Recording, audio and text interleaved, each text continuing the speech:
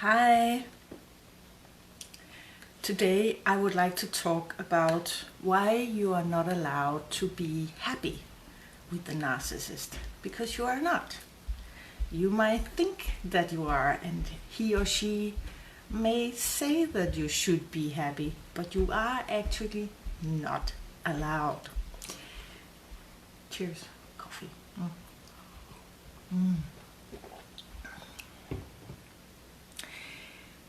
A narcissist is actually not a grown person. They are not emotionally fully developed. There's kind of like a hole in them, a hole in their emotional inventory, a hole in their emotional inventory that has the effect, the result, that they can never function on an emotionally equal level. They can never have, you can never speak common sense to a narcissist, for example. You can never have a grown-up conversation. It is not possible. Not even in the beginning. If you try to have an adult conversation with them about something difficult, they will deflect or project or try to change the subject or give you a runaround or just, say, yeah, you're right, yeah, you're right, all the time. So you cannot have a true adult conversation. And actually, this is one of the things that I normally tell my clients that you should be aware of when you go dating again. You should try to have an adult conversation with whoever you're dating, because it will reveal whether you are with an actual adult or someone who just has a grown-up body and an emotional child level inside. Yeah, so they are not emotionally adult, and this is also why their rage, when you see their rage, it's kind of like the child you bring shopping with you in the supermarket, and they see candy and they want it, and you're on your way from work home to make dinner and eat, and of course they shouldn't have candy just before they eat dinner, so you say no, and they throw themselves on the floor and they hammer their hands into the floor and they go, but I want that candy. This is behavior of a 5-6-year-old, not a grown person. So this is the rage. A healthy person can be angry but will never go into a rage. This is very unhealthy behavior. So because they have that emotional level, they have a lot of pain because they are constantly reminded that they are not functioning very well in the adult world. The pain of that, and the pain of not being loved, because they were not loved by their parents, they did not feel loved by their parents for whatever reason, because we don't know, but they did not feel loved by their parents. There was no room for them in their childhood, for their needs and their desires. And depending on what generation it is, I'm 53, and my generation has experienced a lot of that, there being no room. And of course there will also be some of the next generations that also experience that. But I think parents today are very vigilant in allowing children's emotions and validating them and asking about them and being curious to who they are as a person. Well, the narcissist has not experienced this upbringing. There was no room for him or her in their childhood. They have been traumatized in such a way that they are hollow inside, and this is very, very painful. It's really, really painful. However, they cannot feel it. They are totally closed off. They just know that something is off. They are in pain and they are suffering and they don't like it. But they do not have the skills and the tools to do something about it, of course, because if you were in pain and you had the tools to do something about it, you would, yeah? That would be the normal behavior.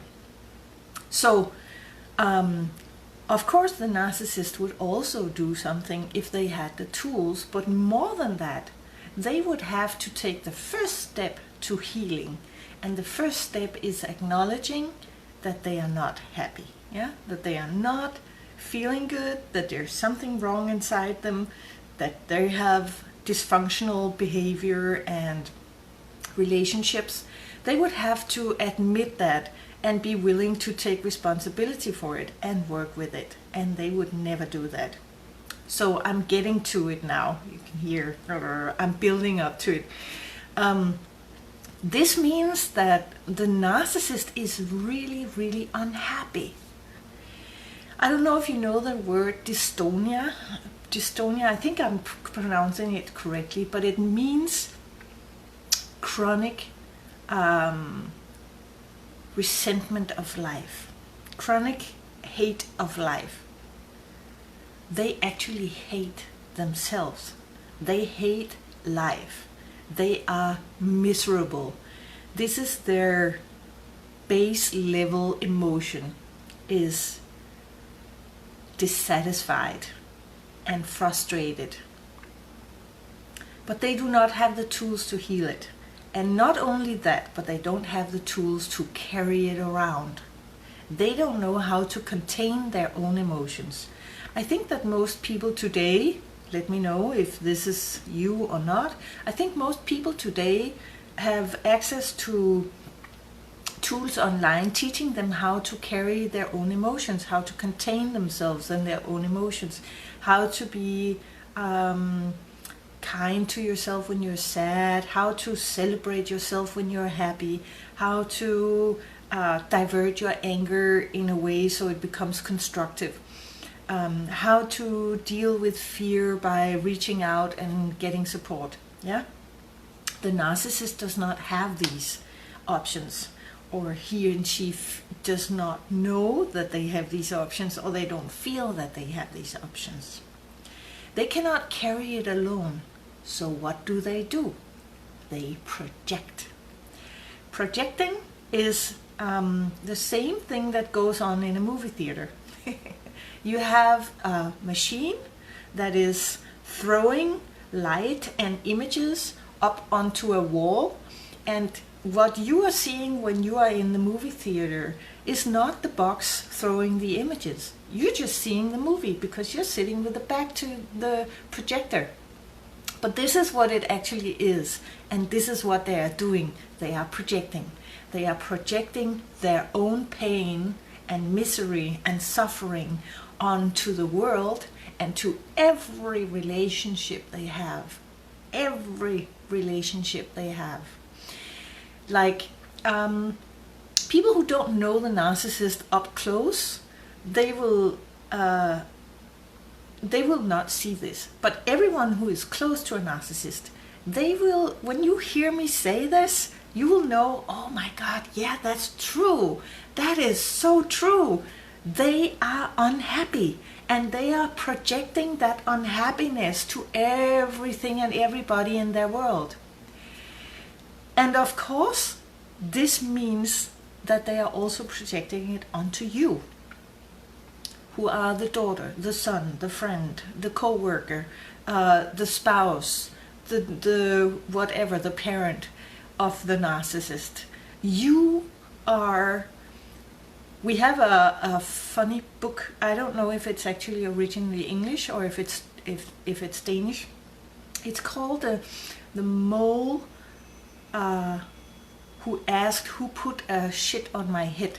And there's a picture of him carrying around an actual feces on his head. And he walks into the world and he tries to find out who put this feces on his head. Because he woke up and he had feces on his head. And this is a funny vision of what the narcissist does, because he has this crap, this shit, and he goes around and he puts it on top of everybody's head instead of dealing with it in him, instead of taking care of it, instead of taking responsibility for it and saying, I feel pain, I am unhappy, I am suffering, and I really want to fix it. He goes, this is not my shit.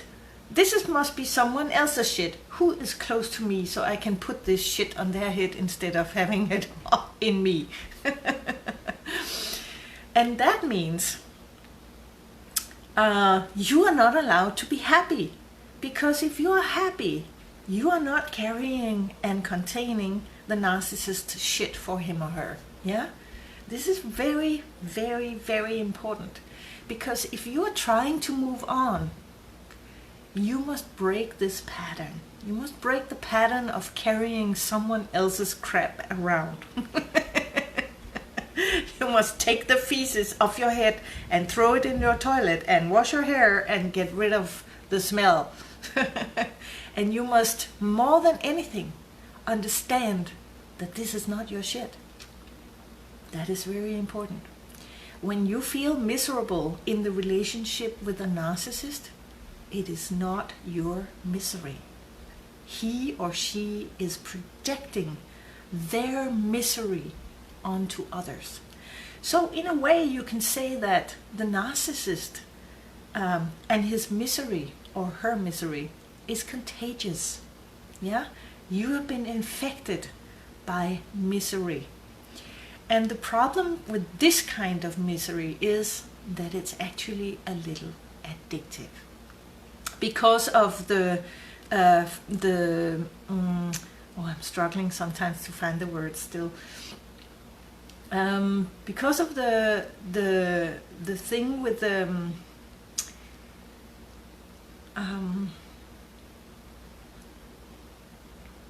well, never mind. I will do more videos and I will say something about this.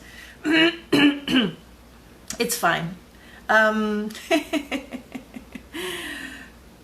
But you as a spouse or a child or a friend or a sibling or a co-worker, what you must do to break this addiction, because that's what it is an addiction. Oh, now I got it. Yes. The thing that in the brain that makes us fit into a culture or family and take pain and numb it away, this is what makes us able to actually stay in a relationship with the narcissist without running away. Yeah. But it's kind of addictive because it goes on in the reptile brain, which is a small part of the brain in your back that rules, yeah, you can hear it by the name of it. It rules the functions that reptiles have. Eat, sleep, fuck. Or eat, sleep, fuck, be scared, run away, fight. Yeah, those are more or less the functions in the reptile brain. And this is also where this goes on. And there's a good amount of addiction in the world, and addiction also belongs in the reptile brain. And that means that the feeling of being threatened and being miserable, which belongs in the reptile brain, is connected to the fitting in part. The feeling, the unconscious wanting to fit in to a tribe or a culture, or with a narcissist partner or mom or dad or spouse or worker or friend or sibling.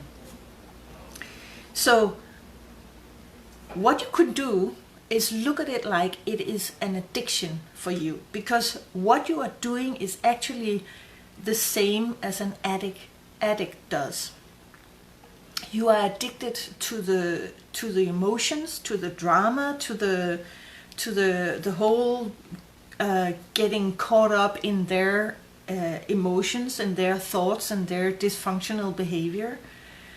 And they know exactly what buttons to push to keep you addicted. Yeah, they will tell you that you are a bad person. You are unkind. You are a bad mother. You are a horrible father. You are a terrible sibling. You are the worst co-worker ever. They will make you feel like that. They might not even say it directly, but they will have ways of implying and showing you that you are a terrible mother. I have an example.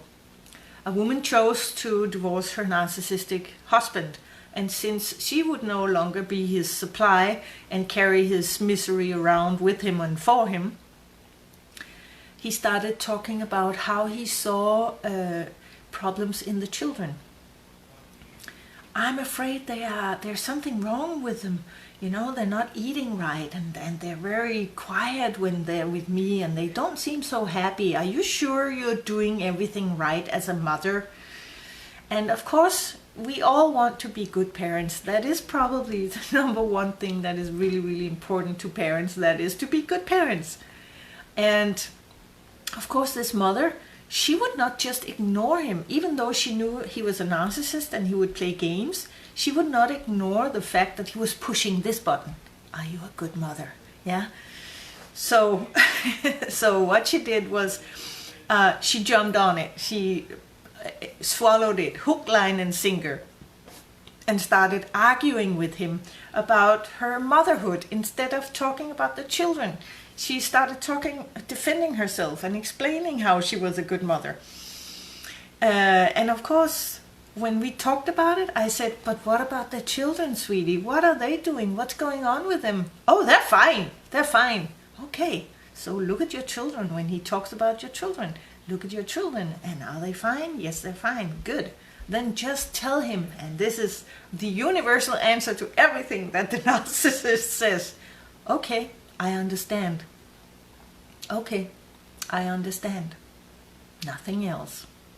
Yeah? Because as soon as you go into their drama, as soon as you swallow their hook, line, and sinker, and start arguing or explaining or defending yourself, they got you. So don't do that.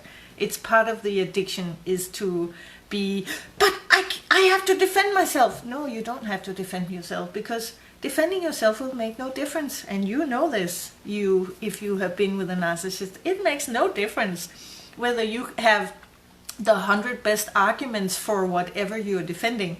It doesn't make any difference at all. Okay? So stop doing it. Just stop.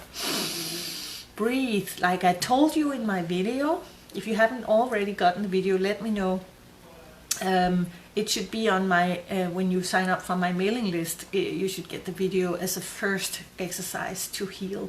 So use the breathing to calm yourself down and don't fall for their shit. Okay? So, but now you know that you are actually not allowed to be happy with a narcissist, because if you are happy, who will he or she share the misery with? Yeah? Who will they share their misery with if you are not there? So this is why, and just understand this on a deeper level, that you are not obligated to share the misery with them. If they were a healthy person, you would not even share the misery with them. You would be compassionate. Yeah? Oh my God, it really looks like you are having a hard time, and I'm so sorry for you that you're going through this, but you would not be miserable as well, because there is no need. It doesn't help the person who is miserable that you are also miserable. Finally, a little warning. Do not be happy with a narcissist. Even though this is what we want working here, in this healing process, we want to go to the place where we are happy, where we create a good life for ourselves. Don't be happy with a narcissist, because they will be furious. They will be furious because you are not only not carrying the misery around for them, but you are actually showing them how miserable they are, because you are not being miserable. As long as you are miserable, the narcissist can look at you and go, you're the one being miserable, you're the one being dysfunctional, you're the one creating all the drama, you're the one creating problems here, not me. Yeah, they can do that. But as soon as you are happy and you don't care, they will be furious. Yeah, so just be neutral. Be neutral. Don't think, oh, I will avenge myself by showing him my happy face. Don't do it. It's a waste of time, and he will just be even more furious and come for you. Yeah. The narcissist they love revenge. So they will just find some way of tormenting you. So don't do that. Don't expose yourself to revenge and torment. Okay, so just be neutral. Just go, okay, I understand. There's a lovely expression in the literature of a narcissist called gray rock. Gray rock means that your face is without expression. And this is how you should always meet the narcissist. You should meet them with gray rock and not fall for their attempts to drag you into that drama. Yeah, so just say, okay, I understand. Okay, I understand. Okay, I understand. And if they ask you a question, just just be polite. Be polite. Yeah, I can hear that you have that concern. I understand. Yeah, so just don't go there. Don't go there. I'm so glad you were here to watch this, and I hope you will take it and run with it and use it for good in your own life. Okay, bye.